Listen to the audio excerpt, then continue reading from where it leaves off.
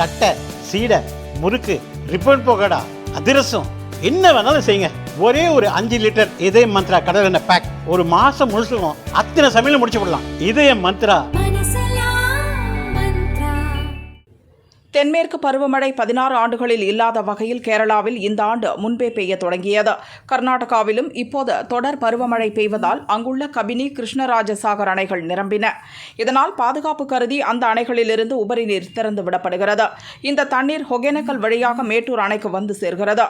நேற்று முன்தினம் வினாடிக்கு 60,740 கன அடியாக இருந்த நீர்வரத்து நேற்று மாலை வினாடிக்கு 80,984 கன அடியாக அதிகரித்தது. இதனால் அணையின் நீர்மட்டம் கிடுகிடுவென உயர்ந்தது. 120 அடி உயர மேட்டூர் அணையின் நீர்மட்டம் நேற்று இரவு 118 அடியை எட்டியது.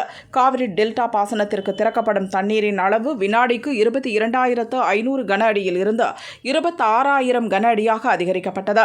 இந்நிலையில் மேட்டூர் அணையின் நீர்மட்டம் இன்று காலை 119.22 அடியை எட்டியது. அணையின் மொத்த கொள்ளளவான 93.4 TMCயில் தற்போது நீர் இருப்பு 92.23 TMCயாக இருந்த நிலையில் அணையின் நீர்மட்டம் 120 அடி என்ற முழு கொள்ளளவை எட்டியுள்ளது. இதனால் விவசாயிகள் மகிழ்ச்சி அடைந்துள்ளனர். முன்னெச்சரிக்கை நடவடிக்கையாக அணையிலிருந்து உபரி நீரை வெளியேற்றும் பணி நடக்கிறது. 16 மதகுகள் வழியாக வினாடிக்கு 58,000 கன அடி உபரி நீர் வெளியேற்றப்படுவதால் கரையோர பகுதிகளில் கண்காணிப்பு பலப்படுத்தப்பட்டுள்ளது. கரையோர பகுதிகளில் வசிக்கும் மக்களுக்கு வெள்ள அபாய எச்சரிக்கையும் விடப்பட்டுள்ளது. 68 ஆண்டுகள் கழித்து ஜூன் மாதத்தில் 2வது முறையாக அணை முழு கொள்ளளவை எட்டியுள்ளது.